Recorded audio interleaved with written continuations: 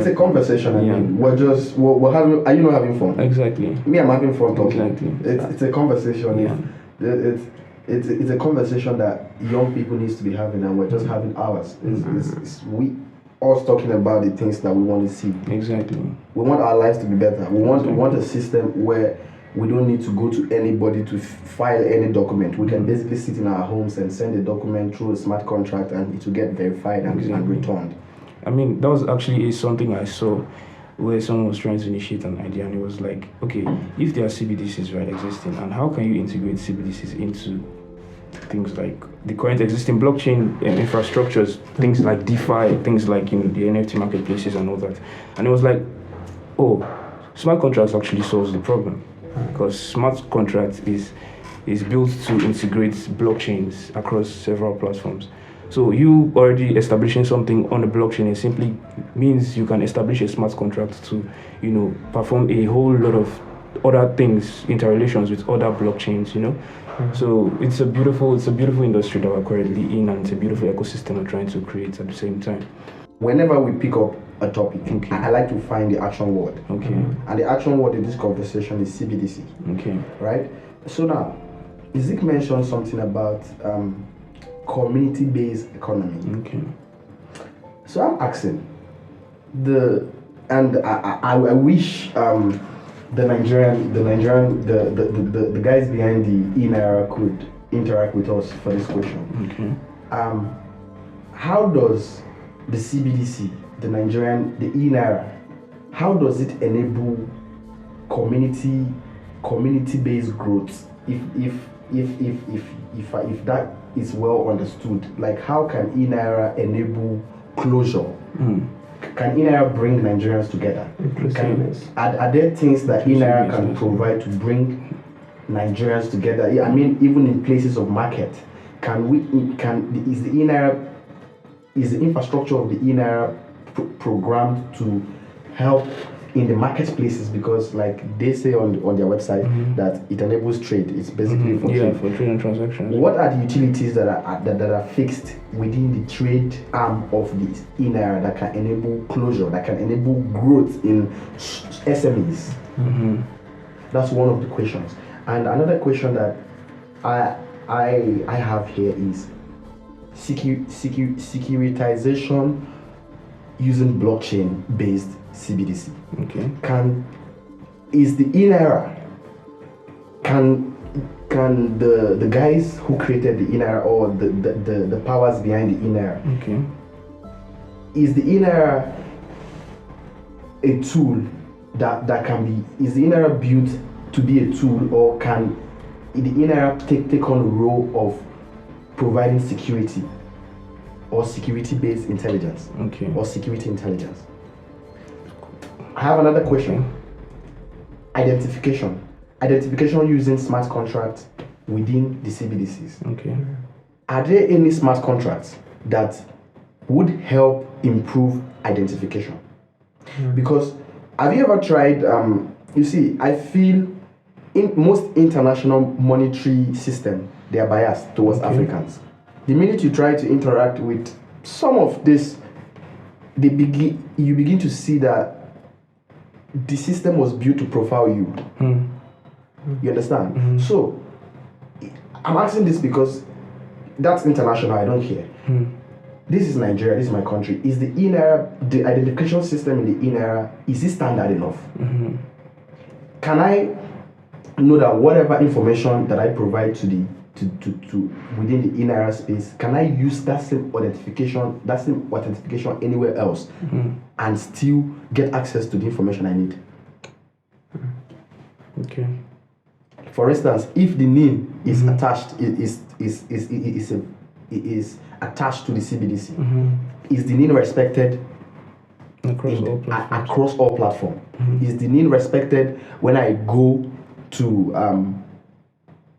Dubai to submit the paperwork? If they ask me for my social security number, like if you fill the tax form and you start seeing some of the codes that most countries, just like America, has social security number and it's used across all the database. So I'm asking, the identification paperwork or documents that are required, are they standard enough? Because we need a system that works, a system that when we submit a data, our identifications, it is classed, and that identification we could present anywhere else. I would like people to go home and not just watch video and people talking. I want people to go home with certain questions that they need to start asking.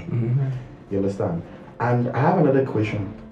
What are the utilities that are built within the e-Naira that can help create sustainability within trade, within businesses, in fact, within the country?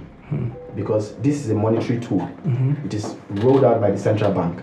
What are the utilities?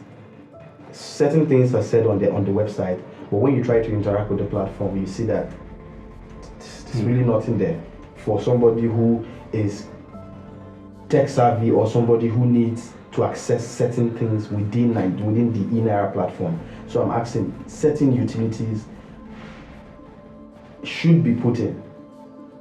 But if they are there, what are the utilities that we are not seeing? How can we use the platform to do certain things by the utilities that it is enabling? Yeah. Then I have one more question, but I think I've said it while I was saying stuff. Okay. These are my own viewpoints from our conversation. Okay. I would let the rest of my colleagues handle the rest. Okay, that's beautifully said. We'll itemize the questions so you can see them. Okay, Isaac, what is your take? I think we've said everything. The main thing still remains. I think the major question still remains about. I always boil everything down to the key technology that is in question here, that is being targeted here. No, right. The key technology there is blockchain. You understand? Okay. This whole thing that we are talking about cannot work without blockchain. And blockchain cannot work, at least the blockchain that we are proposing, like we in the community of the blockchain and crypto industry. Okay. The blockchain that we are proposing is inclusiveness, which is community-based, and which translates to decentralization. Okay. So this cannot work without decentralizing the system. Decentralization, right? And in terms of blockchain, looking at private blockchains and public blockchains and their different levels of decentralization, right? Because we know that private blockchain, there are levels to decentralization. So and it simply means there's a central area that has more of the real data, right? And the other nodes, they just have a copy of the data. It's not the actual data. And this particular node can actually change the data that is there. But these other nodes can't change, they can only have a copy. So that's the kind of decentralization that happens in a private blockchain, right? Now, and the reason for that basically is to first retain power. It's obvious at that point when there's only one body that can actually change the data of a given set of data. It simply means it's to retain the power. And then to the next thing now, looking at the decentralized, the more decentralized, which is the more public blockchains, it looks more about, it looks towards privacy. You understand? It's trying to make you as a partaker or as you experiencing the Web3 that blockchain brings. You want to experience it as anonymously, you want to experience it as unknown, you understand? So those are two factors now. So in those two respects, which would you think CBDC should, what form do you think CBDC should come? Okay, that is actually very beautiful, because in the industry right now, that is a very big question. Which direction should we take? At which point should we be public? And at which point should it be private? Okay. You understand? That is still the whole growth that is happening on this space right now. But if I'm going to throw my weight behind that, I personally believe that there are some things that needs to retain some level of privacy. Okay. There are some things that doesn't need to be in the public. Okay. Just especially things like security and things like a lot of company private data. You understand? So I think there will be a point these two things is going to meet, and we're going to find a very good playing ground where we can say, okay, because the crypto industry and especially the blockchain industry is very stubborn when it comes to change. Especially the block and the Bitcoin community. They are very stubborn when it comes to let's change this because this is not working, which is what actually led to things like Ethereum coming out. Because Bitcoin is refusing to change. The community is refusing to grow. You understand? They believe there's a belief out there that it is perfect and it is made perfect by who made it. So things like Ethereum is coming out to take us to a new dynamics. So if you bring that idea to things like public and private blockchains, you see, I think it's going to be determined by a lot of applications that is coming out and a lot of use cases that is coming out too. So we'll now begin to look into things like regulations. Now, how can we'll now start seeing where we need private blockchains and where we need public blockchains. Okay. You understand? So this is going to help. I don't believe that everything should be public. Okay. You understand? But that doesn't mean it cannot still be decentralized in that fact. So if I get your question is between private and public blockchains. Right? Yeah, which form do you think CBDC should come? Yeah, for me, I believe CBDC should come as a private blockchain. You understand? Private but decentralized. Okay. Private, of course. Yeah, private, but it simply means the central body who has the original copy chooses. It's like, okay, you can choose different sectors in a particular economy or in a government. You can choose different sectors that have access to certain nodes. You have also access to certain information, and you just manipulate the information from a central area, which is like the government, establishing the government. If the government opens it up, that is if it's actually the government actually owns the blockchain. Right? Yeah. At some point, there is someone that will propagate the idea. That will build we are trying as much as possible not to get technical about it. But at some point, there is someone that will be the foundation. That will be the one that is going to build the foundation, which is the blockchain. You understand? So those people are going to be the one that will lay down the laws and everything. That is how it's going to be operated. So if you're coming into the system, this is what you're going to do. This is what you're not going to do. And this is what we need and this is what we don't need, which is done in Ethereum and a lot of these blockchains. You understand? So if the central government is the one proposing it, bringing it and building the technology, they will have to lay down some, principles and laws and how it's going to be used. Now, where the thing now becomes interesting is where they are now doing it in such a way that they are not retaining any power. Just like in the central system. They are making it much more, like I said, community-based. Community-based, exactly. You understand? Now it's bringing in people. There's something out there, I don't want to go into it, but there's something out there called proof of stake and proof of work, which is what these blockchains use. And you know what proof of stake uses is actually more like you staking in the blockchain. You understand?